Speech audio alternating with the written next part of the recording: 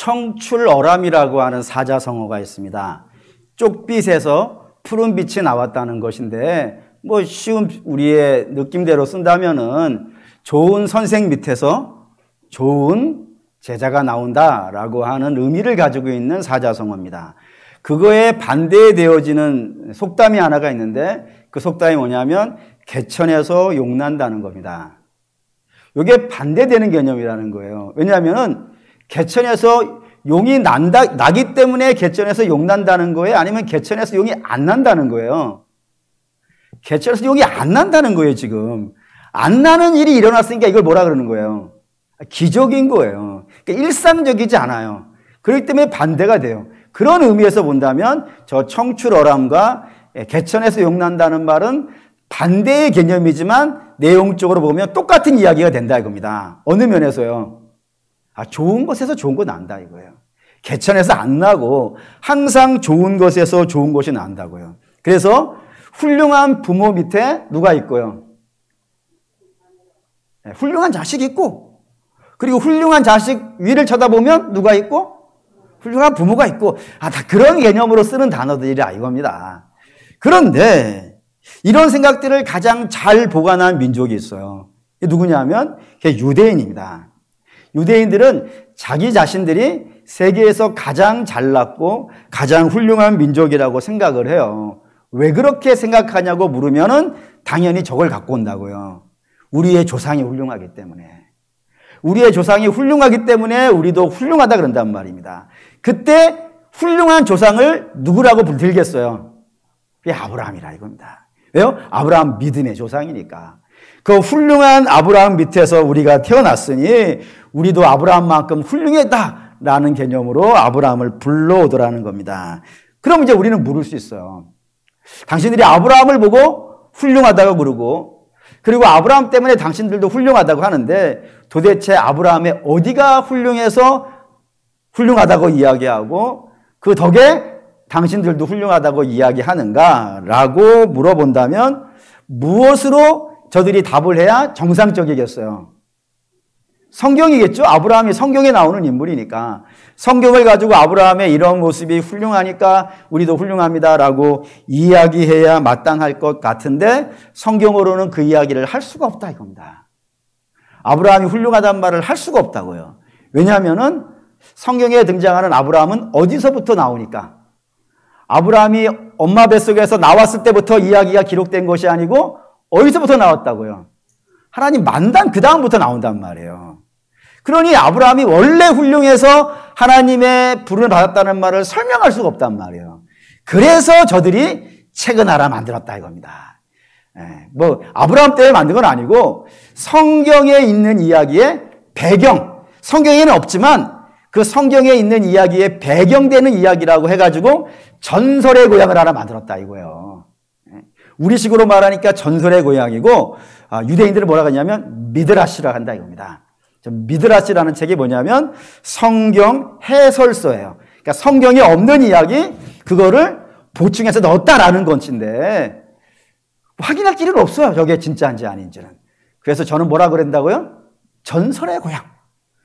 그 전설의 고향에 아브라함이 왜 믿음의 조상이 되었는지가 설명되어 있단 말입니다. 그 이야기를 아마 아시는 분도 있겠지만 모르시는 분들을 위해서 한번 이야기를 해보겠습니다. 아브라함은 누구의 아들이냐면 데라의 아들이고 데라는 직업이 우상숭배자인데 그냥 우상숭배자가 아니라 우상을 만들어 파는 사람이라고 되어 있다고요. 그때 만들어 판 우상이 누구냐면 바벨론의 달신이라고 불리는 신이 있어요. 난나라고 불리는 신이 있는데 그 신의 조각을 만들어서 파는 직업을 가지고 있는 사람이 데라라고 미드라시에 되어져 있다 이겁니다. 하루는 이 데라가 아브라함을 불러서 아브라함아 내가 지금 시장을 가야 되는데 그동안에 이 가게가 비니까 네가 이 가게를 좀 지키도록 하여라 라고 이야기를 하고 아버지 데라가 시장을 갔어요.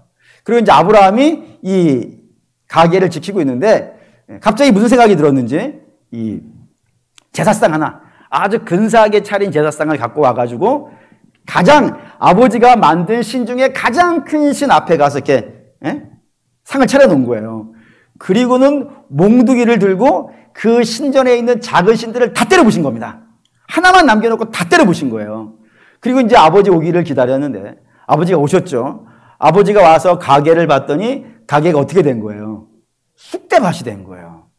그러니까 아브라함을 불러가지고 아브라함아, 내가 이 가게를 잘 지키라고 하지 않았느냐? 근데 이게 뭐냐? 네가 똑바로 안 지켜서 다 때려 부셔졌잖냐? 라고 이야기하니까 아브라함이 이렇게 얘기를 한 거예요. 아버지, 그게 아니가요. 제가 이 신에게 주려고 음식을 가지고 왔어요. 그래서 음식을 갖고 들어오는데 갑자기 이 신들이 이 음식상은 자기 거라고 하면서 막 싸우는 거예요. 막 서로 치고받고 싸워가지고 하나는 깨지고 자빠지고 막 그러는데 제일 큰 이 신이 몽둥이를 갖고 와가지고 이 음식은 내 거야 라고 하면서 집에 있는 모든 신을 다 때려부셨어요. 그래가지고 얘만 남았어요 라고 그런 거예요. 그저 아버지 데라가 뭐라 하냐면 가만히 쳐다보더니 이게 미쳤구나. 아니 어떻게 이 돌들이 어떻게 서로 치고받고 싸우냐고. 말도 안 되는 소리 하지 말라고 이렇게 얘기를 했다 이거예요. 그저 아브라함이 뭐라 그랬냐면 아버지도 아시는 거죠. 이게 아무것도 아닌데 돌에 지나지 않고 나무에 지나지 않는 것인데 이런 것을 신이라고 만들어 파는 아버지가 얼마나 웃깁니까? 말도 안 되는 행동하시는 거 아닙니까? 라고 하면서 아버지에게 이야기했더라 라고 이렇게 책에 기록이 되어져 있는 거예요. 그리고 그 뒤에 이런 말이 있습니다. 노아에서부터 아브라함 때까지가 총 10대인데 10대면 성경에 10이라니까 느낌이 오죠. 단순히 10이라는 의미도 되겠지만 10이라는 의미가 뭐라고요? 많은이라고요. 많은 세대가 노아에서부터 아브라함에 이르기까지 많은 세대들이 하나님을 버리고 어디로 갔다고요? 우상을 섬겼다고요.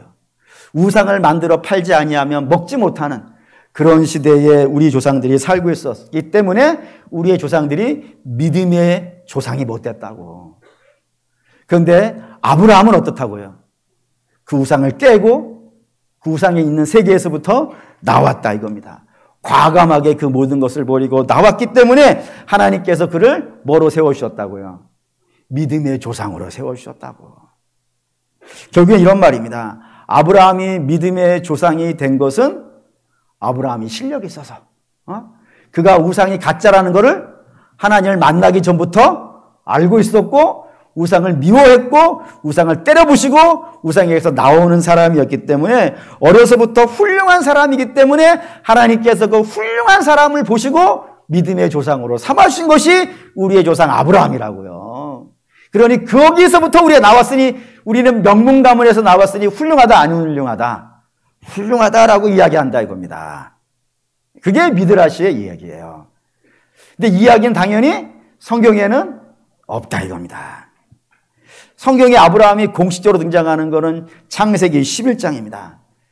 11장인데 그 11장 앞에 아브라함이 어린 시절 어떠한 모습이었는지는 성경이 딱 한 줄만 설명을 하고 있어요. 그게 여호수아 24장 2절입니다.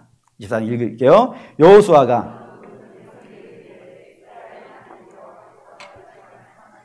옛적에 너희 조상들 곧 아브라함의 아버지 나홀의 아버지 데라가 강 저쪽에 거주하며 다른 신을 섬겼으나 라고 했습니다. 이것이 성경이 기록하고 있는 아브라함이 하나님 만나기 전의 모습의 유일한 근거예요.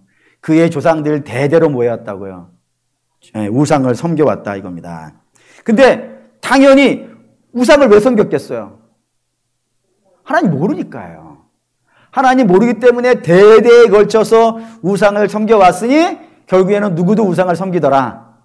아브라함도 섬긴다는 이야기를 하려는 것인데 이 본문은 아브라함도 우상을 섬기던 자라는 걸 이야기하려고 하는 것인데 그렇게 이야기해가지고는 우리 가문이 훌륭한 가문이라는 걸 이야기가 안 되잖아요.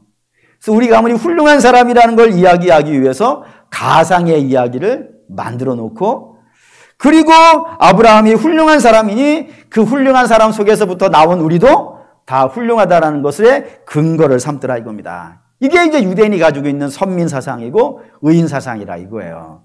근데 이런 의인 사상을 가지고 있으면 결정적인 문제가 하나가 있어요. 잘났다 이거예요.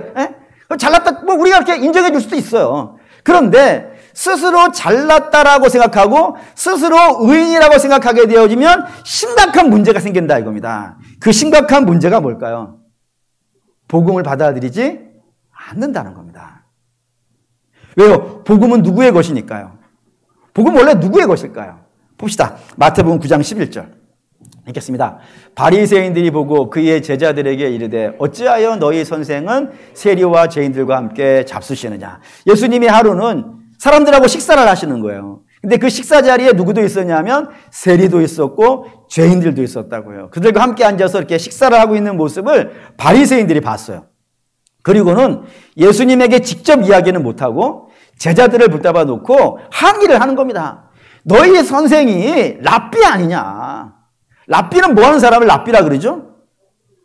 예, 뭐 국어, 영어, 수학 가르치는 걸 랍비라 그러지 않는다고요. 무엇을 랍비라 그런다고요? 성경을 가르치는 사람을 랍비라고 한다고요. 율법을 가르치는 사람을 랍비라고 한다고요. 그러니까 너희 스승은 성경을 가르치고 율법을 가르치는 사람일진데 어떻게 그런 사람이 죄인과 세리와 함께 식사를 하느냐? 그것은 율법을 무시하는 행동이고 성경을 하찮게 여기는 그런 나쁜 행동 아니냐라고 막 항의를 한 거예요. 그러자 제자들이 한마디도 못하고 꿀먹은 멍어리처럼 그거 듣고만 있는 거예요. 근데 그거를 누가 들었다고요? 뒤에 봅시다. 마태복음 9장 12절에서 13절 읽겠습니다. 예수께서 들으시고 이르시되 건강한 자에게는 의사가 쓸데없고 병든 자에게라야 쓸데있느니라. 너희는 가서 내가 긍휼을 원하고 제사를 원하지 아니하노라 하신 뜻이 무엇인지 배우라. 나는 의인을 부르러 온 것이 아니요 죄인을 부르러 왔느니라 하시니라. 예, 건강한 사람에게는 의인이 필요 없다고요. 의사가 필요 없다고요. 의사는 누구에게 필요한 자라고요? 병든 자, 아픈 자에게 의사가 필요하다고요. 그거와 마찬가지로 당신 예수는 누구를 위해 왔다고요? 의인을 위해 온 게 아니라고요. 죄인들을 구원하기 위해서 왔다고요. 그래서 구세주예요. 스스로 구할 수 없는 자, 스스로 설 수 없는 자, 스스로는 아무것도 할 수 없는 그런 사람들을 구하러 온 구원자라 이겁니다. 그렇기 때문에 복음은 항상 누구의 것이에요? 죄인의 것이라 이겁니다. 죄인에게 오신 분이기 때문에 그렇다 이겁니다. 그러니 복음을 사도 바울이 사람들에게 이 땅에 있는 사람들에게 복음을 전하고 그 복음을 믿게 하려면은 당연히 뭐를 해줘야겠어요? 의인이라 그러면은 여러분들이 훌륭한 사람이라고 한다 그러면은 복음을 받아들일 이유가 없는 거예요. 왜요? 내가 하면 되잖아요. 내 실력으로, 내 능력으로, 내가 돈 벌어서, 내가 공부해서, 내가 뭐 직분 갖고, 내가 실력 키워서 내가 하면 되는 것 아니겠어요? 근데 그러면 안 된다. 그렇게는 못 산다고요, 누구도. 그러니 반드시 예수를 믿어야 구원을 받을 텐데 예수를 믿게 하려면 가장 중요한 걸 뭘로 얘기해 줘야겠어요? 여러분들이 스스로 설 수 없는 자라는 걸 얘기해야 되지 않겠어요? 예? 이 땅의 백성들이 죄인임을 이야기해 줘야 되지 않겠어요? 한 명도 예외 없이 모든 사람이 죄 아래 갇혀져 있는 자들이고 스스로 구원에 이를 수 없는 자라는 것을 이야기를 해야 되지 않겠습니까? 그래서 사도 바울은 제일 열심히 복음을 전하기 위해서 제일 열심히 하는 게 뭐겠어요? 죄 이야기예요. 죄 이야기. 그래서 당연히 오늘도 그 이야기를 하기 위해서 이번에는 누구를 건드리는 거예요? 이스라엘이 가장 영광스럽게 생각하는 이름, 가장 자랑스러워하는 그 이름 아브라함을 건들고 있더라 이겁니다. 아브라함도 예배는 아니라고요. 그러면서 우선은 아브라함이 훌륭한 사람이라는 걸, 대단한 사람이라는 걸 인정부터 합니다. 여기서부터 보시죠. 19절에서 21절 읽겠습니다. 그가 100세나 되어 자기 몸이 죽은 것 같고 사라의 태가 죽은 것 같음을 알고도 믿음이 약하여지지 아니하고 믿음이 없어 하나님의 약속을 의심하지 않고 믿음으로 견고하여져서 하나님께 영광을 돌리며 약속하신 그것을 또한 능히 이루실 줄을 확신하였느니라. 100세가 되었다 이거예요.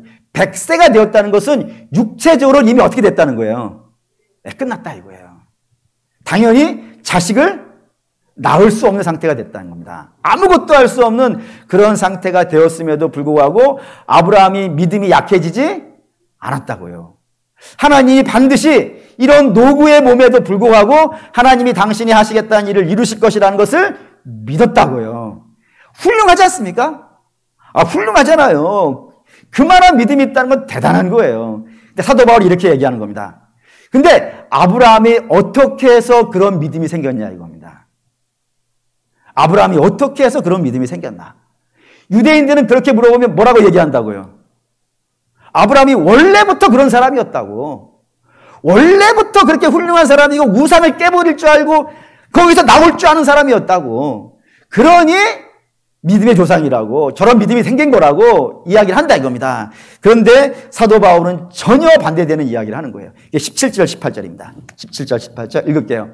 기록된 바 내가 너를 많은 민족의 조상으로 세웠다 하심과 같으니 그가 믿은 바 하나님은 죽은 자를 살리시며 없는 것을 있는 것으로 부르시는 이시니라. 아브라함이 바랄 수 없는 중에 바라고 믿었으니 이는 내 후손이 이 같으리라 하신 말씀대로 많은 민족의 조상이 되게 하려 하심이라. 여기 이제 중요한 표현이 등장했어요. 중요한 표현이 뭐인 거예요? 제가 여러분들을 이해를 돕기 위하여서 색깔로 칠해왔다 이거예요. 기록된 대로 했다 이거예요. 하신 말씀대로 했다 이거예요. 여러분 이걸 아셔야 된다 이겁니다.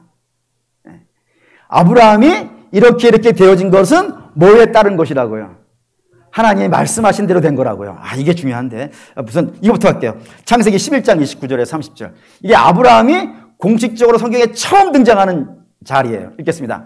아브라함과 들었으니 아브라함이 아내의 이름은 사레며 나홀의 아내의 이름은 밀가니 하란의 딸이요 하란은 밀가의 아버지며 또 이스가의 아버지더라. 사레는 임신하지 못하였으므로 자식이 없었더라. 이게 아브라함의 공식적인 첫 번째 등장이에요. 첫 번째 등장을 성경은 뭐라고 얘기했다고요? 자식이 없다 이거예요. 아브라함이 첫 번째 선포예요. 아브라함은 자식이 없는 자라. 여러분 이 말의 의미를 여러분들이 아셔야 돼요. 이게 무슨 의미냐면 이 말을 아시려면은 성경이 자식이 없다라고 선포할 때 그냥 괜히 심심해가지고 자식이 없다 이렇게 쓰는 게 아니라 이겁니다. 반드시 저기에는 아주 중요한 의미를 담아놓은 거란 말이에요. 그거를 이제 아시려면은 한 세 가지 정도 한번 증거를 들어봅시다. 첫 번째 뭐냐면은 이런 겁니다. 가나안에 이스라엘이 정착할 때 12지파가 각자 제비를 뽑아가지고 땅에 정착하는데요. 그 12지파 중에서 유일하게 가나안 땅에 정착하지 못한 지파가 딱 하나가 있습니다. 아시나요? 단지파입니다. 단지파는 자기가 제비 뽑은 땅을 차지하지 못해요. 왜 차지하지 못하냐면 그 땅에 살고 있는 족속이 굉장히 센 족속이 있었어요. 그 센 족속이 누구냐면 블레셋이에요. 블레셋이 얼마나 센 족속인지는 딱 한 사람만 기억하면 된다고 했습니다. 누구라고요? 골리앗이라고요. 어마어마한 사람들이 그 땅을 차지하고 있는 거예요. 그런데 그럼에도 불구하고 그 땅을 차지할 수 있어요, 없어요? 차지할 수 있다 이거예요. 왜요? 골리앗은 누가 잡는 거예요? 아직도 헷갈리시는 분이 있어요. 골리앗은 누가 잡는 거예요? 하나님이 잡는 것이. 다윗은 그냥 돌을 던진 것이고 돌을 이렇게 샥 날아가서 딱 맞춰가지고 콱 쓰러지게 한 거는 하나님이라 이거예요. 그러니 단지파가 약하든 말든 상관없단 말이에요. 사실 약하지도 않아요. 단지파는 이스라엘 12지파 중에서 유다지파 다음으로 강한 지파란 말이에요. 수가 제일 많아요. 그런 지파니 충분히 이게 골리앗 다윗도 이길 정도면은 뭐 단지파야 뭐 하나님이 이기시니까 당연히 이길 수 있음에도 불구하고 이들이 그 단지파가 주눅들어요. 누구처럼 주눅드냐면 사울이 주눅들듯이 껍데기를 보고 그들의 장성함을 보고 골리앗의 위용을 보고 괜히 주눅들어요. 주눅들어가지고 거기에 종살이를 하네. 종살이를 하다가 결국에는 그 땅을 차지하지 못하고 블레셋에게 쫓겨나서 북쪽으로 올라가다가 북쪽에 약한 사람들 때려잡고 거기에 있다가 우상 숭배하고 없어져 버린단 말이에요. 그렇게 그런 상태가 돼요. 주눅 들어가지고 쩔쩔쩔 매면서 종살이를 하고 있다 말입니다. 유일하게 12지파 중에서 이 단지파만 거기에 희망이 있어요, 없어요? 없어요. 그 모습, 희망이 없는 모습을 설명하기 위해서 등장하는 사람이 그 사사기 한 명이 등장한다 이겁니다. 그게 누구냐면 마노아예요. 마노아가 성경에 어떤 사람이라고 등장하냐면 자식이 없는 사람으로 등장한다 이겁니다. 그게 단지파의 모습이에요. 희망이 없다 이거, 희망이 없다. 하나님이 이렇게 도와주신데도 불구하고 괜히 세상에게 주눅 들어가가지고 꼼짝달싹 못하면서 그들의 종살이하고 있으니 거기에 무슨 희망이 있겠어요. 그런 마노아의 집에 하나님이 나타나시는 겁니다. 그리고 거기에다가 아들을 주시는 거예요. 그게 뭐예요? 희망이에요. 그 희망을 불러주는 사람이 누구인 거예요? 삼손이에요, 삼손. 니들이 힘이 없다고 해가지고 쩔쩔매고 있으니까 내가 힘센 자 준다 이거예요. 물론 그때 뒤에 잘했냐 못했냐고 빼놓고 하나님께서 이 희망 없는 단지파에게 희망으로 준 사람이 삼손이라 이겁니다. 대단한 거예요. 하나 더 가봅시다. 사무엘상에 가면은 엘리 대제사장이라는 사람이 등장합니다. 엘리 대제사장이 살던 시대를 성경은 이렇게 설명해요. 하나님의 이상이 흔히 보이지 않았다고요. 하나님 이상이 희미하게 보였다고요. 하나님이 침묵하고 있다 이겁니다. 하나님이 예배를 해도 받지 아니하시고 응답하지 아니하시고 그냥 쳐다만 보고 있는, 아니 관심 없게 쳐다보고 있는 그런 상태니까 희망이 없죠. 근데 왜 이렇게 희망이 없어졌을까요? 예. 엘리가 타락했기 때문에 그래요. 대제사장 엘리가 타락했어요. 그런데 엘리는 타락했는데 혹시라도 엘리에게 있는 아들들이 훌륭하다 그러면 어떻게 했어요? 엘리는 현대를 말하는 것이고요. 현 시대를 말하는 것이고 엘리의 자식들은 다음 시대잖아요. 그러니까 현 시대가 꽝이라도 다음 시대라고의 희망이라도 있으면 괜찮지 않겠습니까? 근데 문제는 엘리도 꽝이지만 엘리의 자식들은요 더 꽝이라 이거예요. 하여튼 여러분도 이제 제가 쓰는 말을 쓰는 것이 아주 기뻐요. 덕광이라고 덕광. 그래서 홈리와 비나스는 어떻게 등장하냐면 성전에 예배드려온 여성들을 겁탈을 하고 그리고 하나님께 드리는 예물을 자기가 뺏어가고 아주 개차반이라 이거예요. 그러니까 지금도 꽝이고 그 다음 더 꽝이라고요. 거기에 희망이 있어요 없어요? 없어요. 그 희망 없음을 나타내는 여자가 하나 등장한다 이겁니다. 그게 누구라고요? 한나. 한나는 뭐예요? 아이가 없다 이거예요. 아이가 없다고. 아이가 없는데 아이 있는 분인나라는 여자에 의해서 조롱받고 멸시받고 있는 그런 모습이 봐서 이스라엘 상징하는 것이 한나예요. 근데 그 한나가 성전에 가서 막 눈물을 흘리고 기도해요. 근데 그 하나님께서 그 한나의 기도를 들으신다 이겁니다. 그래서 누구를 주는 거예요? 사무엘. 사무엘의 이름의 뜻이 뭐예요? 하나님이 들으셨다 이거예요.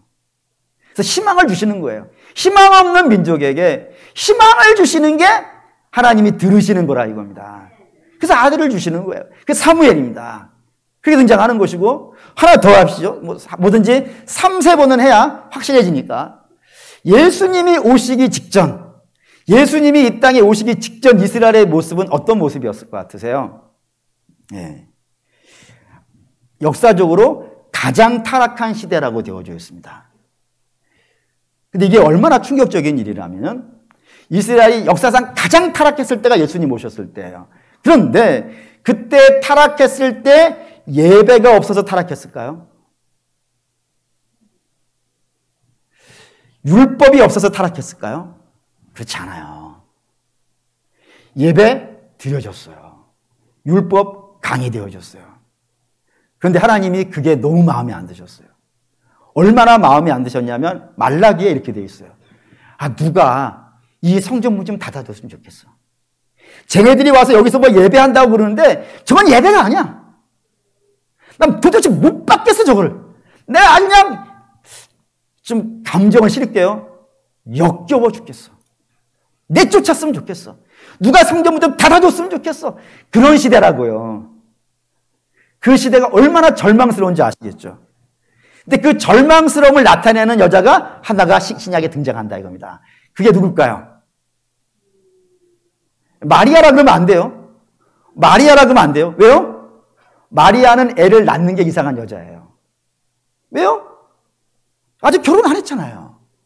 마리아 얘기하면 안 되고 여자가 하나 등장해요. 불임한 여자가 등장해요. 그게 누구냐면 엘리사벳이에요. 엘리사벳이 불임한 여자로 등장해요.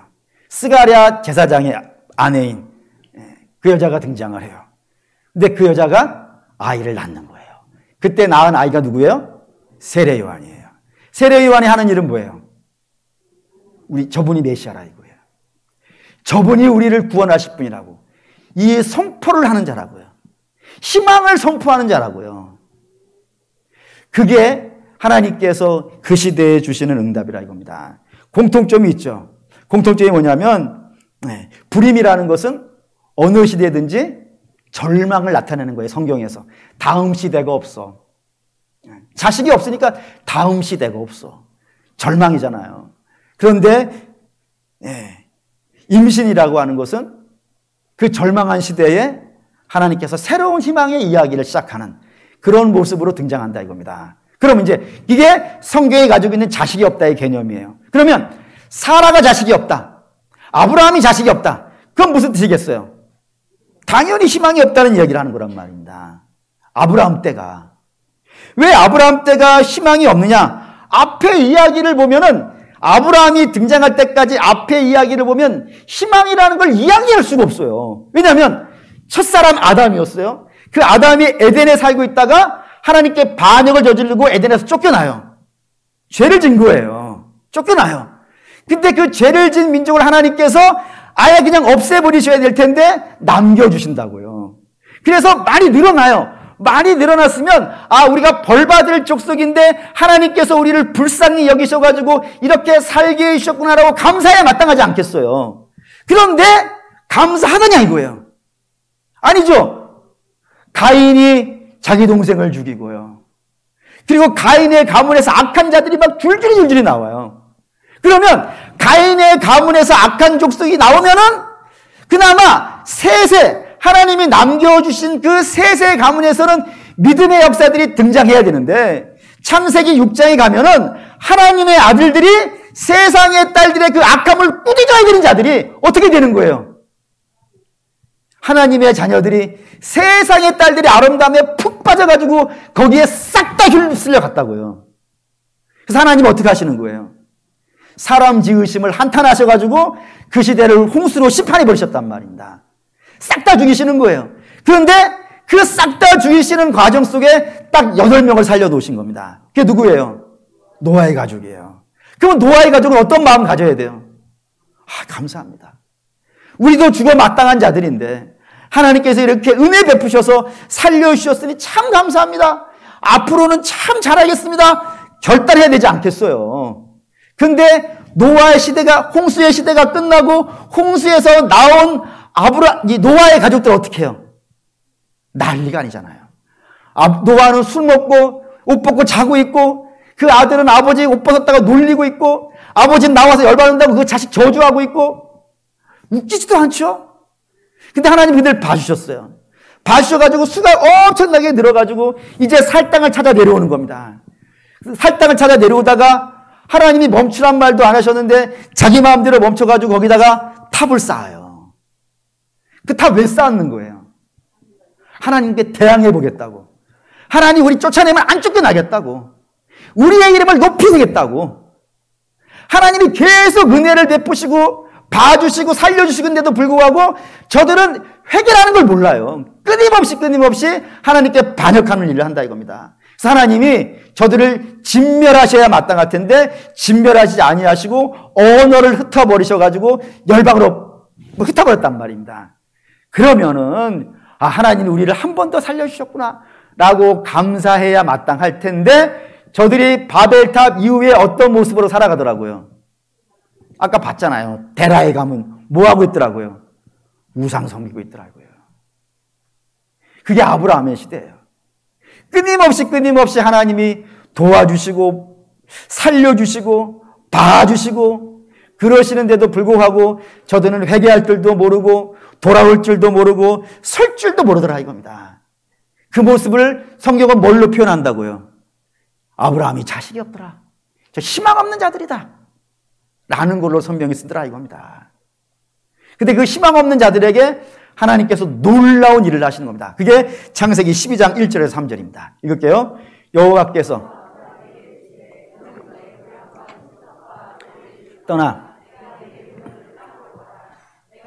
큰 민족을 이루고 내가 복을 주어 내 이름을 창대하게 하리니 너는 복이 될지라. 너를 축복하는 자에게는 내가 복을 내리고 너를 저주하는 자에게는 내가 저주하리니 땅의 모든 족속이 너로 말미암아 복을 얻을 것이냐 하시니라. 우리가 너무너무 사랑하는 말씀이죠. 그렇죠? 너무너무 사랑하는 말씀입니다. 그런데 저 말씀 읽을 때마다 사실 저는 개인적으로 좀 아쉬워요. 왜냐하면 하나님이 전달하려고 하는 메시지가 좀 이렇게 강렬하게, 원래는 굉장히 강렬한 표현이거든요. 저 강렬함이 사실 저 우리말 성경에는 잘 안 나타나요. 그래서 제가 영어로 갖고 왔습니다. 짜자잔. 네. 자, 읽으시죠. 죄송합니다. 저도 잘 못 읽겠어요. 근데 딱 하나 알고 있는 건 뭐냐면 제가 저 빨간 것으로 표시해온 저 will이라는 단어입니다. 저 조동사라는 건데, 우리말에는 없는 조동사인데 어떠한 조동사냐면 주어의 의지를 나타내는 조동사라고 되어 있어요. 저 주어가 뭐냐면 I will이에요. I가 누구예요? 하나님. 하나님의 어떤 의지가 있다 이겁니다. 어떤 의지요? 내가 너를 믿음의 조상으로 만들어낼 거야. 내가 어떤 의지. 그냥 내가 너를 믿음의 조상으로 만들게, 이런 표현이 아니에요. 내가 너를 무슨 일이 있어도, 어떠한 방해가 있고 어떠한 적이 나타나고 어떠한 상태가 된다 하더라도 나는 무슨 일이 있어도 내가 너를 믿음의 조상으로 만들어낼 것이고 너를 복의 근원으로 만들 것이고 내가 너를 축복할 거야. 무슨 일이 있어도 라는 표현을 저 will이라는 단어가 담고 있단 말이에요. 아주 강렬해요. 하나님의 의지가 느끼셔야 돼요. 강렬한 의지를 나타내는 것이 저 말이라 이겁니다. 그러니 살아가는 믿음의 성도 여러분, 성경이 그래서 그 뒤에 이런 이야기들이 막 줄줄이 붙어 나와요. 예를 들면 아브라함이 하란에서 가나안에 들어와요. 그 길이 480km예요. 전주에서 서울 가는 길의 2배 정도 넘는 길이 하란에서 가나안 가는 길이에요. 그런데 문제는 하란에서 가나안 길이 굉장히 어려워요. 도적도 많고 길도 험해요. 이 길을 아브라함과 사라와 그리고 롯 셋이 걸어와요. 도적도 많고 악한 자들도 많은 길이에요. 그 길을 셋이 넘어오는데도 불구하고 저들이 가나안 들어오는 걸 막는 자가요, 아무도 없더라 이겁니다. 왜요? 하나님의 의지가 있단 말이에요. 가나안에 가게 하겠다는 하나님의 의지가 있다고요. 누구도 막지 못해. 나는 너를 가나안 딱 집어넣을 거야. 그 의지라 이겁니다. 뿐만 아니라 그 뒤에는 아브라함이 애굽에 내려갔는데 애굽에서 자기 아내를 빼앗겨요. 누구에게요? 바로에게. 아브라함의 아내 사라를 빼앗아간 자가 아브라함보다 못한 자라면 가가지고 한 샥 패버리고 데리고 오면 되지 않겠어요. 그런데 아브라함의 아내 사라를 빼앗아간 자는 누구예요? 바로예요. 그 어떻게 아브라함이 도로 찾아올 수가 있겠어요? 근데 그러면 이제 아브라함은 이제 끝난 거죠. 근데 하나님께서 그걸 데리고 오시잖아요. 왜 데리고 오시는 거예요? 왜 데리고 오시는 거예요? 저 자식 없는 자에게 자식을 주어가지고 창대하게 만들려면 누가 필요하니까? 저 사라가 필요하단 말이에요. 하나님이 사라를 통해서 하신다고 하셨으니까. 그러니 사라가 바로에게 있으면요, 안 되잖아요. 사라님이 이 바로의 목을 쪼올라가지고 그걸 빼앗아가지고 데려오신단 말이에요. 하나님의 의지가 좀 느껴지시나요? 더 가봅시다. 그 뒤에 아브라함이 전쟁에 나갔어요. 전쟁을 어떻게 나갔냐면 롯이 소돔에 살고 있었는데 그돌라오멜이라는 왕이 소돔이라는 나라를 쳐가지고 절단을 내버린 거예요. 왕이 전쟁을 했으니까 군대가 온 거예요. 정규 군대가 와서 군대를 때려잡고 그 소돔이라는 나라를 멸망시킨 다음에 그 소돔에 살고 있는 롯을 노예로 잡아갔다고요. 그 이야기를 아브라함이 듣고 아들 같은 조카가 잡혀갔으니까 살려야 돼요, 안 살려야 돼요? 살려야죠. 그래서 전쟁에 자기 집에서 기른 목동 318명을 데리고 전쟁을 나간단 말입니다. 미친 자란 말이에요. 미쳤단 말이에요. 왜냐하면 그돌라오멜은 군대를 가지고 있는 자이고 아브라함은 목동이라고요. 목동과 군대가 싸우면 어떻게 되겠어요? 같은 수로 싸워도 진다고요. 근데 이 군대는 어마어마한 군대이고 나랑 318명을 갖고 싸우는 거니까 이건 당연히 아브라함 죽는 싸움이란 말입니다. 근데 이 전쟁에서 아브라함이 이겨요. 어떻게 이기는 거예요? 아브라함이 죽으면 안 된다 이거예요. 아브라함이 죽으면 하나님의 하시겠다는 약속이 아주 복잡해지잖아요. 그러니까 아브라함을 살려야 되니까 하나님이 이기게 해주시고, 하나님께서 아브라함을 이기게 해주셨기 때문에 롯이 따라 나오게 된단 말입니다. 그 뒤에 아비멜렉이라고 하는 그랄 왕이 다시 사라를 잡아가요. 이때도 하나님께서 데리고 와요. 뿐만 아니라 그 다음에는 이스마엘이라고 하는 자가 태어나죠. 그래서 아브라함의 가문의 장자권을 이 이스마엘이 차지해요. 하나님 뭐라고 하세요? 내보내. 이스마엘은 내가 딴 데 가서 키울 테니까 여기에는 누가 기업이 돼야 돼? 내가 약속한 이삭이 돼야 돼. 내보내. 아주 가당키하게 하나님께서 내보내버리신단 말이에요. 그래서 사라의 몸을 통해서 태어난 이삭 하나만을 여기에 남기신다 이겁니다. 하나님의 의지가 좀 느껴지시나요? 하나님이 아브라함을 복되게 하시려고 하는, 믿음의 조상으로 만드시려고 하는 그 하나님의 의지가 느껴지시단 말이에요. 이게 느껴지셔야 돼요. 다시 말하면 아브라함은 못난 자예요. 자기 아내 하나 지키지 못하고 그냥 무대포로 전쟁에 뛰어나가고 참 못난 자예요. 그런데 하나님께서 그 못난 자를 붙잡고 씨름하시는 거예요. 붙잡고 끌고 오시고 인도하시고 막 그렇게 하나님께서 씨름하시는 거예요. 성경에 씨름이 야곱만 나오니까 야곱만 씨름하는 게 아니에요. 하나님 끊임없이 당신의 택한 백성들을 믿음으로 이끌어 가시기 위해서 저들과 씨름하고 땡겨오시고, 때로는 혼내시고, 때로는 은혜 베푸시고, 때로는 말씀 주시고, 때로는 꿈을 주시고 환상을 주시고, 그러면서요 당신의 뜻을 이루어 가시더라 이겁니다. 그러면서 놀라운 선언 하나를 하셨어요. 그 놀라운 선언이 22절입니다. 22절 읽겠습니다. 그러므로 그것이 그에게 의로 여겨졌다고요. 이게 놀라운 선언인 건 뭐냐면, 아브라함 못난 자예요. 그 못난 자를 하나님께서 끌고 오셔서 아브라함이 훌륭해졌어요. 그 훌륭해졌는데 그 훌륭해진 것을 누구의 공으로 하더라고요? 아브라함 네 공으로 하자 이거예요. 네가 잘한 거야. 너 잘 따라와줬어? 너 훌륭해 하면서 아브라함의 공으로 인정해 주시더라 이겁니다. 근데 이게 놀라운 건 더 놀라운 이야기가 뒤에 붙었어요. 23절, 24절입니다. 읽겠습니다. 그럼 23절 읽겠습니다. 그에게 의로 여겨졌다 기록된 것은 아브라함만 위한 것이 아니요 의로 여기심을 받은 우리도 위함이니 곧 예수 우리 주를 죽은 자 가운데서 살리신 이를 믿는 자니라. 아브라함 못난 자라 그랬어요. 다시 한번 얘기할게요. 못난 자예요. 근데 그 못난 자를 하나님께서 택하시고 그 택하신 자를 완성시키시기 위하여서 그 가운데에 함께 하시고, 때로 책망하시고, 때로 보호하시고, 때로 비전을 주시고, 때로 전쟁에 승리하게 하시면서 믿음의 조상으로 만들어 오신 것은 누구라고요? 하나님이라고요. 그렇게 만들어 오신 하나님이 우리 예수 그리스도로 말미암아 구원받은 우리는요 안 하겠느냐 이거예요. 우리는 그렇게 안 하시겠냐 이거예요. 우리는 더 놀랍게 하시지 않겠냐 이거예요. 이거 반대로 이야기할게요. 만약에 아브라함이 잘나서 믿음의 조상이 되었다면요 얼마나 심각해지는지 아십니까? 네. 아브라함이 잘나서 그렇게 됐다 그러면 우리는 아브라함만큼 갈 수 있을 것 같으세요? 100세에 낳은 아들을 하나님께 바칠 수 있을 것 같으세요? 100세는 100세까지 갈 것도 없죠. 우리 그거 말할 것도 없고 우리 못해요. 우리 못해요. 그런데 우리가 그나마 좀 희망을 갖고 비벼볼 수 있는 것은 그 일을 누가 이루시더라고요? 하나님이 이루셨다 이거예요. 하나님이 아브라함을 믿음의 조상으로 만들어 가셨다고. 그러면 우리는요, 우리는 안 되겠습니까? 우리 주께서 이런 말씀하셨어요. 요한복음 14장 12절에서 14절입니다. 읽을게요.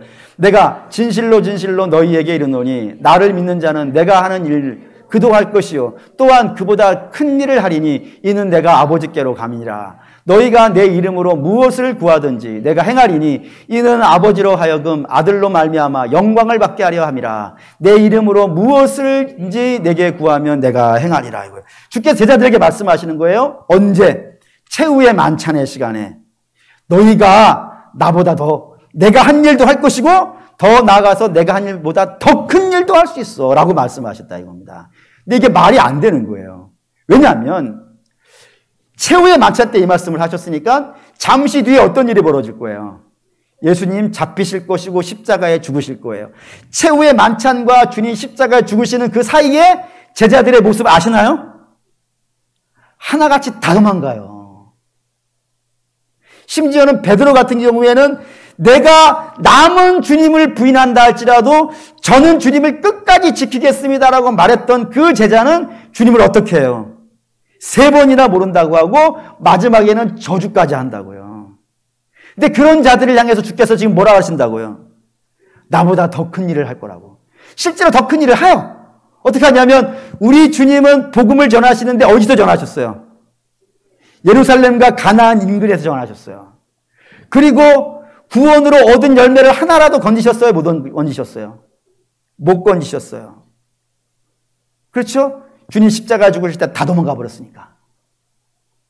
근데 주의 제자들은요, 온 땅에 나가서 복음을 전하였고 수많은 믿음의 열매를 거두었고, 그리고 오늘 우리 조국의 교회도 이렇게 주님의 성도들을 세워줬다 이겁니다. 더 큰 일이죠. 어떻게 해서 그렇게 됐냐고요? 어떻게 해서?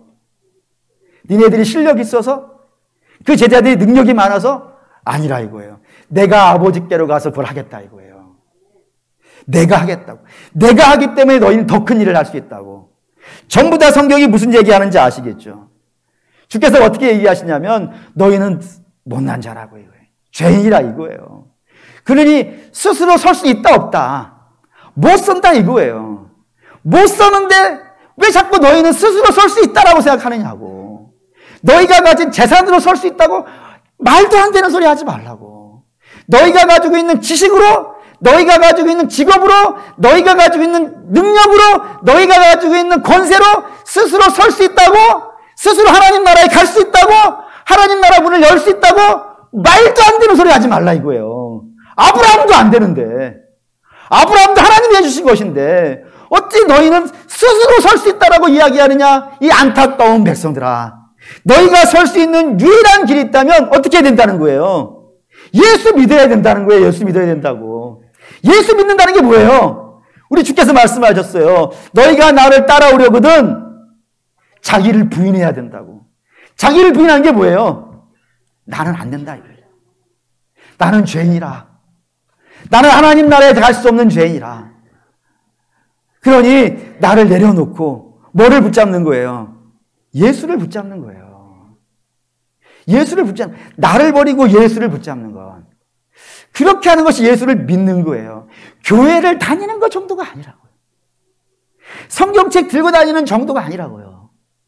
나는 없어져야 되는 거예요. 나는 주와 함께 십자가에 없어지고 주와 함께 거듭나는 인생이 돼야 된다 이거예요. 그래서 주의 영광을 보고 주님을 따라가야 되는데 이 땅에 여전히 많은 사람들이 그 누더기와 같은 자기 의를 붙잡고 그래도 내가 저 사람보단 나아요. 그러고 있다 이거예요. 유대인이 가장 대표적이죠. 이방인들보다는 우리가 나아요. 그러고 있는 입장이고, 뭐 우리로 말한다 그러면 나는 뭐 어렸을 때부터 교회 다녔어요. 여러분 어렸을 때부터 교회 다닌 게 구원의 근거가 되겠습니까? 구원의 근거는 성경에 유일하게 딱 하나만 얘기해요. 예수 그리스도로 거듭났냐 이거야. 그거 하나밖에 얘기를 안 한다고요. 주께서 그러시잖아요. 니고데모에게 어려서부터 하나님을 알고 어려서부터 성경을 읽었으며 율법을 가르치는 자에게도 주께서 동일한 말씀을 하세요. 하나님 나라는 거듭난 자만 본다고요. 그러니 사랑하는 우리 믿음의 성도 여러분, 누더기와 같은 나의 그 별 볼 일 없는 남들보다 조금 더 나은 그거 붙잡고 나는 훌륭한 사람이야, 이 정도면 괜찮지, 그렇게 생각하지 마시고 바라고 원하는데, 우리가 하나님이 우리에게 보여주신 하나님의 의지가 있잖아요. 이보다 더 강력한 의지가 없죠. 그 의지가 뭐예요? 십자가 아닙니까? 당신의 아들을 십자가에 달아놓고 내가 택한 자녀들을 구원하겠다는 하나님의 선포잖아요. 그럼 그 십자가는 왜 세워진 거예요? 우리가 죄인이기 때문 아니겠어요. 그래서 하나님, 우리가 얼마나 악한 죄인이길래 하나님께서 당신의 아들을 죽이셔야 됐습니까? 라는 것을 구하세요. 그래. 의를 생각하지 마시고 악한 죄인임을 볼 수 있는 눈이 있기를 바랍니다. 그리고 내 죄를 알았다면은 그런 죄를 가진 내가 내 스스로 뭔가를 할 수 있다는 생각을 여러분 버리셔야 돼요. 그리고 이제 우리는 뭐 붙잡아야 돼요? 십자가 붙잡아야 돼요. 예수님 의지해야 돼요. 그게 구원으로 가는 유일한 길이라 이겁니다. 희망의 길이라고요. 그리고 바라고 원하는데 주의 귀한 성도 여러분, 주께서 창세에 택하시고 당신의 아들을 통하여서 구원하신 사랑은 주님의 귀한 성도 여러분, 바라고 원하는데 종이 여러분들에게 선포하는 이 메시지가 여러분 모두에게 영혼의 알람같이 울려지는 역사 있게 하여 주셔서 여러분들이 죄를 알게 되시고 그 죄로 말미암아 회개하여 거듭나는 인생이 되어져서 온전히 주의 영광 아래 거하시는 주의 백성 되기를 주의 이름으로 축원합니다. 아멘. 결단하겠습니다. 결단은 나를 지으신 이가 하나님, 나를 부르신 이가 하나님, 나를 보내신 이도 하나님, 나의 나 된 것은 하나님의 은혜라 했습니다. 아브라함도 하나님의 은혜로 구원받는 것이고 다윗도 하나님의 은혜로 구원받는 것이고 바울도 하나님의 은혜로 구원받는 겁니다. 다른 걸로는 구원받은 예가 없습니다. 하나님 은혜로 구원받는다는 건 내가 실력이 없다는 것이고 내가 죄인이라는 것이고 그 죄를 우리 주님께서 보혈로 씻어주셨다는 겁니다. 이거를 믿는 것이 믿음입니다.